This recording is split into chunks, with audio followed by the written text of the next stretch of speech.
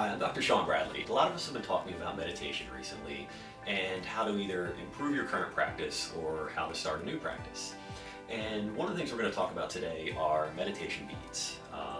They're beads that are typically worn or carried, and there's different names for them. They're sometimes called prayer beads, mala beads, or similar ones are rosary beads, are also another example of this type of practice. So meditation beads for me, it's something that I wear with me consistently, and I use them to help improve my practice, like I said. So there's a lot of different types. There's either really long ones where you have ones that are long that you're wrapping around multiple times to wear, and these are typically smaller beads. These are a bit larger. You have longer ones like this that are also small as well, and then you also have some shorter ones.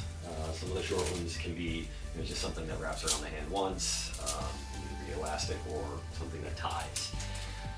They're made out of any number of things. They can either be made out of wood, sometimes they're sandalwood, so they have that aromatic feel to them as well.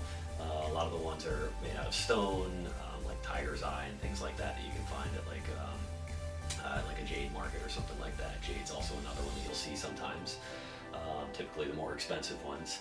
And then also, they can also be made out of seeds. These ones here are actually, each one of these is actually an individual seed.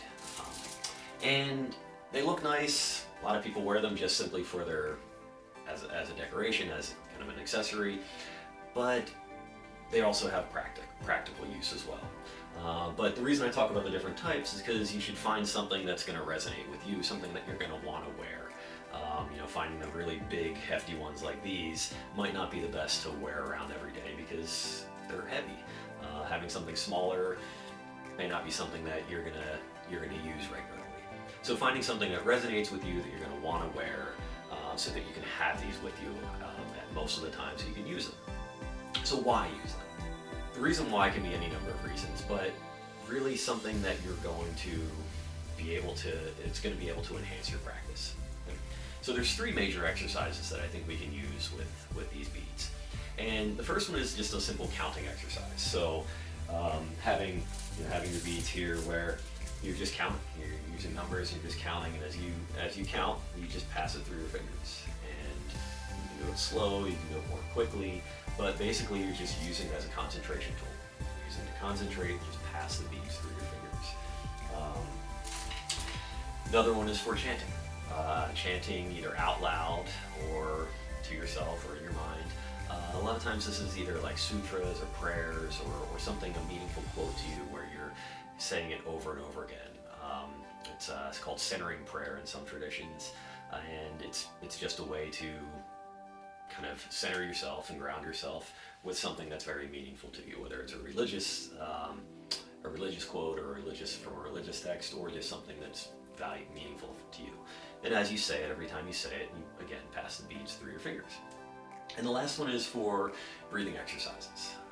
Breathing exercises, there's any number of different types of breathing exercises. And some of the simple ones where you're breathing in for 8 seconds, pausing, pressing or compressing, tensing down, and exhaling out, more like a qigong practice. And every time you do one of those cycles, you pass a bead through your fingers. So sometimes you're doing like 20 cycles, and you're going through 20 beads. You're doing it 108 times, which is a common type of bead, a kind of common length for beads. You're doing 108 cycles, you're passing the beads through your fingers.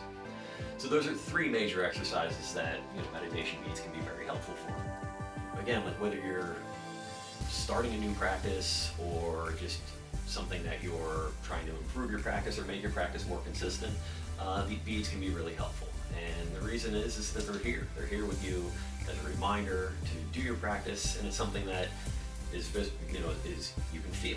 You can feel it as you do it, and it's a way to kind of bring yourself back to your practice and make yourself a little bit more consistent. So again, thanks a lot for tuning in, and we'll have more next time.